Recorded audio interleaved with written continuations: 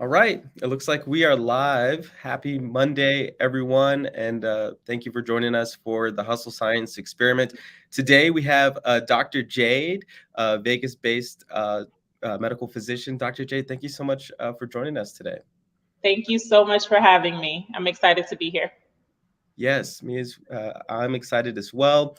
For our business lesson, we're going to be talking about the lean startup approach. And for our life lesson, we're going to be talking about self-care and business boundaries. And so, since we are live, feel free to jump in with into the comments with any questions or feedback you might have. But first, I'd love to do a quick introduction for Dr. Jade. So she is a board certified family medicine physician here in Las Vegas. She's a UNLV graduate, so go Rebels, Whoop, whoop. with a biology degree. And she's also an author. She's authored two children's books, empowerment books. You can call me Queen and you can call me King. Dr. Jane, you've got such a great background and resume. Thank you for joining us. Could you share more about your journey and how you've come to this career? Thank you so much for the introduction and for the invite today. Yes, so I'm Dr. Jade. So I am a family medicine physician, and my goal, I always knew since I was a little girl that I wanted to be a doctor when I grew up. So I never really deterred from that dream. And I also knew that my goal was to open my own private practice in my hometown once I was done with my training. So I was gone for about 7 years in Illinois for medical training, for medical school, and before medical school. And then I was in California for 3 years for residency training. And then as pre-planned, I came back with my husband and to Las Vegas, and we opened Inspire Primary Care, which is my membership medical practice in the southwest side of the valley. And it has been a joy to provide quality primary care, wellness focused care to my hometown. And we're open. We've been open about a year now, so it's just been a dream come true. That's fantastic, and thank you for coming back to Las Vegas. I mean, Vegas has definitely dealt with a healthcare professional shortage, and so it's great to see folks leave and come back to be of service. And today's business lesson is really exciting because we're going to be talking about the lean startup approach and how you've applied that to your medical practice. And that's unique because other doctors or the traditional method might be that after you finish taking all of the student loans for medical school, that you're going to take more loans to start your practice. And so, can you share more? Take the floor and give us this awesome lesson. Absolutely. So when I was in residency, I knew I wanted to open a private practice, but most hospitals have bought up insurance-based private practices, and those types of practices are very frustrating from a business administrative component and frustrating from the patient's end of the bargain as well, because they get really rushed care, 10-minute visits that take 3 months to get in with if a doctor is billing insurance in their practice. And so when I learned about a style of practice called direct primary care or membership practices, just like Netflix, but for primary care, or a gym membership, but for primary care, where it's a flat monthly membership for unlimited primary care. When I learned about these type of practices, I was very intrigued because you had the option to have a lean startup approach where you did not have to take out additional loans and you could build a successful profitable practice that really provided high quality care. And that was what I was interested in. And so I met mentors across the country. We have national conferences, and I specifically met mentors that started their journey straight from residency like I did. And I learned from them. And one of the books that many of those mentors recommended was called The Lean Startup. So I read that book. And in that book, it just really emphasizes the importance of low overhead. And it's simple math. Business is math. So if you keep your overhead very low, then as you become profitable and drive revenue and grow revenue in your business, you're able to more quickly pay yourself, right? And so it sounds complicated or it sounds easy, but it's the opposite of what most people do. Most people will get a really lavish office, they'll take out more loans, they'll buy all this equipment that they don't really need at the beginning. And, it looks really pretty, but then they're in this hole for years and years and under a lot of pressure to take anybody that will say they'll be a patient, even if they're not a good fit.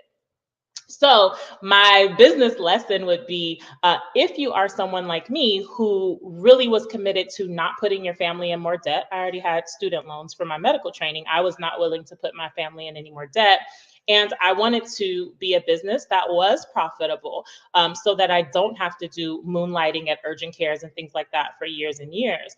If that is your goal, then the lean startup approach is really helpful for you. And so, what I did was I had a strategy, which was the first year of my business. I would take about 10 urgent care shifts a month. So then I had a solid income.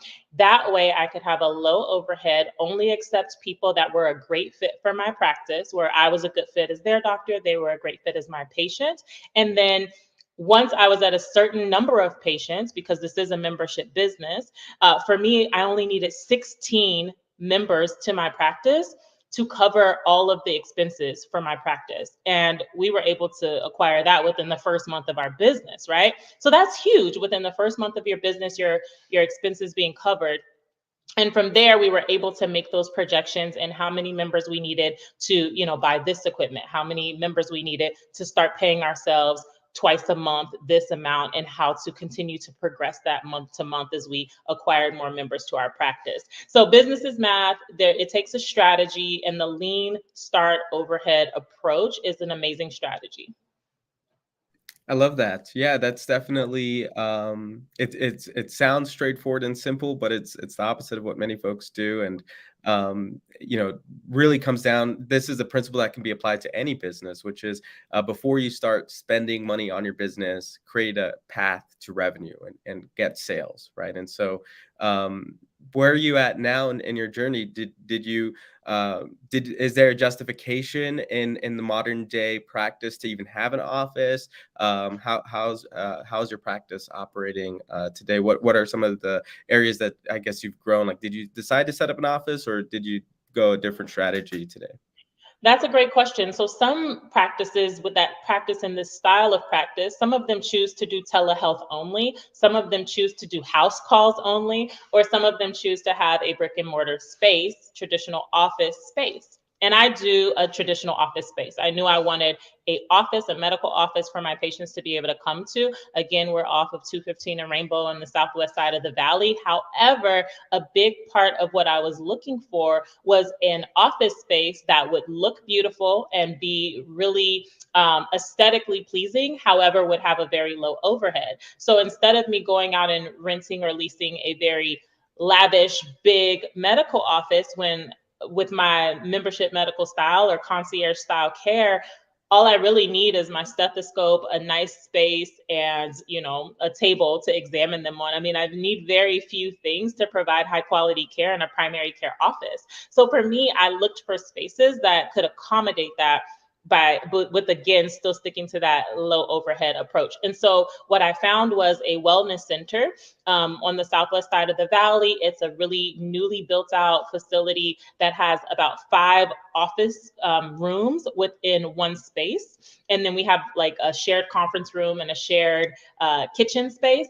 But we're basically like 5 women-owned businesses under one roof. And I only pay for my one room that I use. And it's my room and it's our Inspire primary care office. And the overhead for that is very low because I'm using one room in this large space that we all share. So it works really well because we all are wellness focused practitioners, but just in different spaces. I'm the primary care office of the building, and then there are therapists and a nutrition practice as well, and we're all separate businesses. So that has really helped me as far as office space to be able to provide that level of care. And then as you can see, I'm in my home office today because my patients choose if they want in-person appointments or if they want virtual appointments. And so today my calendar just happened to have that all of my patients shows video appointments. So on those days I work home from my home office.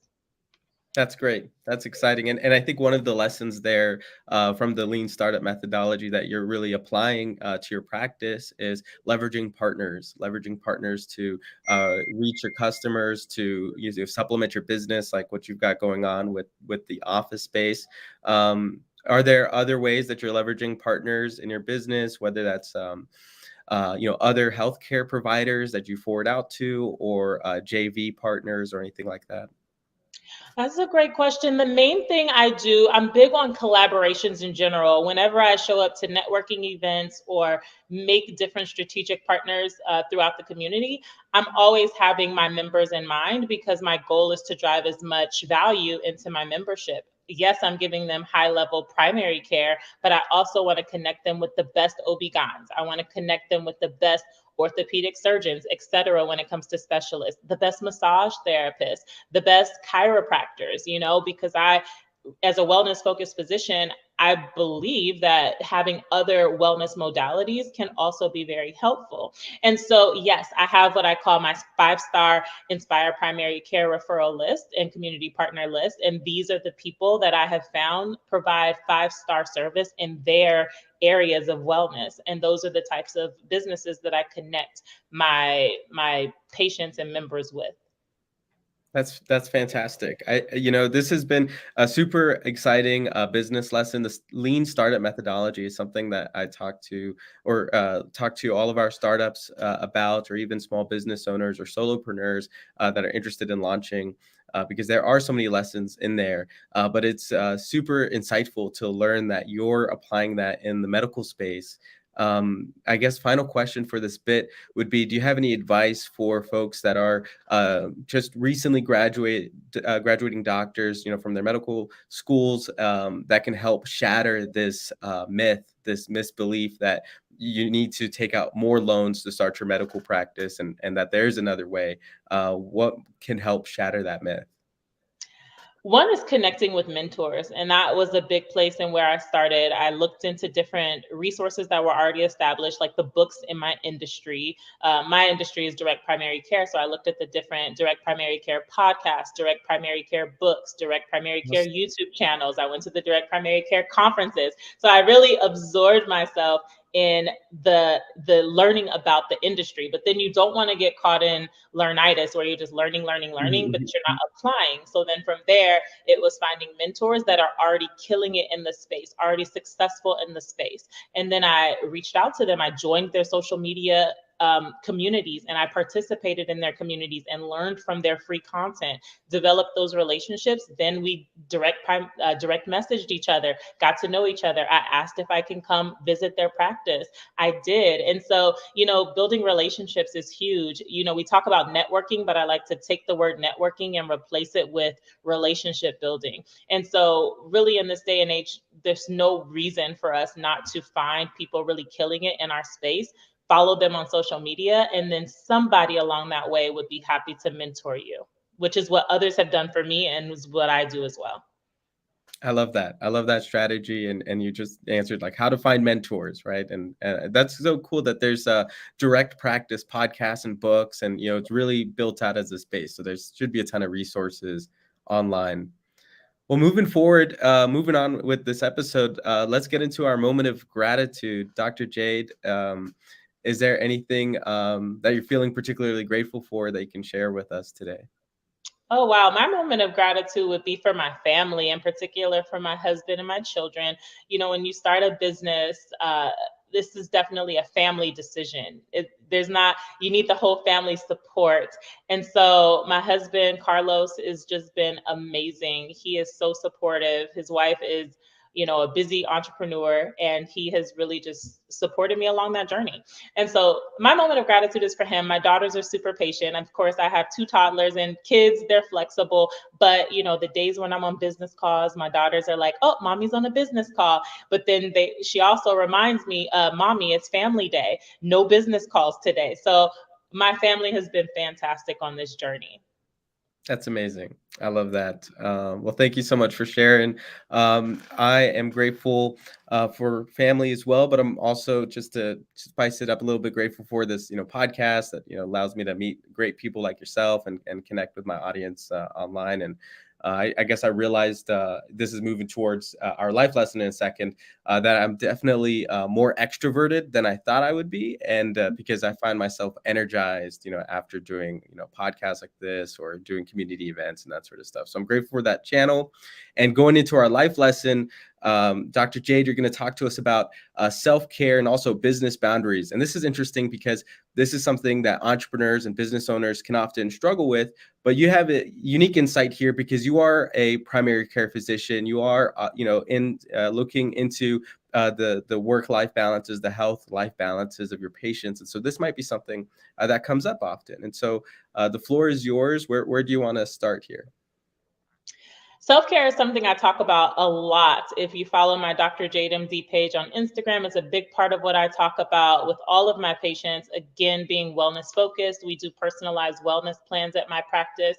And a big part of that is looking at their sleep, their nutrition, their stress, their financial, stability, and these other aspects that can really contribute to their overall health and mental health and physical health, right? A lot of things that people are telling me about, oh, I feel tired, I don't feel as good as I used to. A lot of that is connected to things that don't necessarily need a pill, but actually need to look at the level of self-care and wellness. And so I like to start there before talking about if there's an actual medical diagnosis that we need a pill for, right? And so that's very important. But I'm a person where I practice what I preach. And so I always use myself as the first test dummy. Am I applying my self-care to myself? And am I having boundaries around my business, which will help me to thrive as a physician entrepreneur long term and continue to enjoy my business?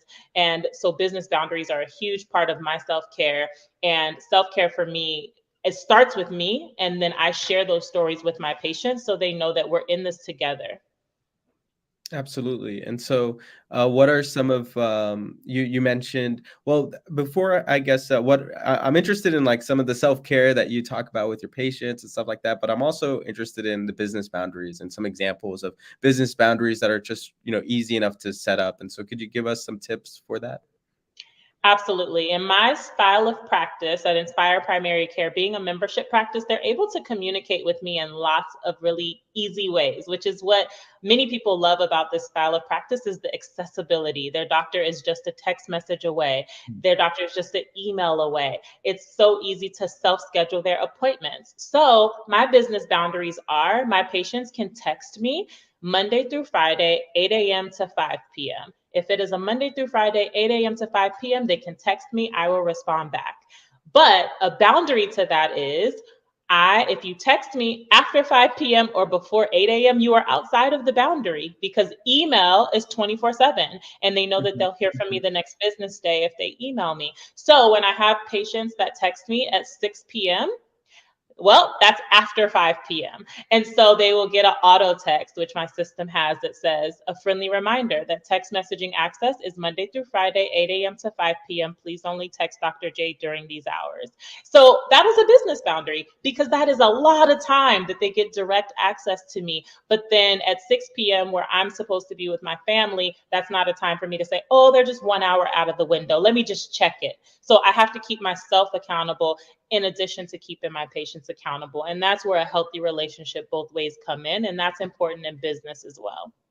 Absolutely. And it's great that you're leveraging automation to just help take care of that for you so that you don't, hopefully it's not even sending you a notification after those certain hours. And so, I mean, work hours is definitely something that makes sense. I mean, I think a lot of folks in the new age of entrepreneurship and business, we don't necessarily have to start with a brick and mortar location. And so that kind of gets rid of this concept of going into an office space or into a retail storefront from a certain hour to a certain hour, and the internet kind of if you allow it to take from you, it will take all of you and all in terms of your availability and your attention. What are some of your favorite self-care routines or things you may recommend to some of your patients? I think having a morning routine is very important. I mean, how you start your day can be the setup to the rest of your day. So I'm big on my morning routine. And what I like to say, I love my prayer and Peloton in the morning. So when I wake up, I have my set time where I try not to look at any notifications or social media. And first, I have some prayer time and time with God. And then I go down and I try to prioritize a workout. And that doesn't It doesn't matter if it's 5 minutes, 10 minutes, or an hour, but I try to get a good workout in before my girls wake up. And then I spend a little time with my husband. I need to prioritize that more. And my family, I get my girls ready and all of that. But before I start pouring into others, before I start pouring into my family, before I start pouring into my patients, I first fill my cup. And what fills my cup is prayer and Peloton to start my day. And so that's just an example of others looking at what would start them by filling their cup in the beginning of their day before they start pouring out, because from the time after that you're going to be outpouring all day long. And I love the quote, fill your cup and serve others from the overflow. And so you feel that burnout, and people experience that burnout when they're continuously pouring into others from a half empty or empty cup. Absolutely. Well, that's a great quote, which is you have to really fill your cup before you start pouring into others. And that was the topic of your podcast with Coach Amber J, mutual friend of ours. And so I would love for you to take a moment and just kind of, we're at the 12:30 mark as well for this interview. And so let's close it out by how can folks get in touch with you, follow you, and get more Dr. Jade?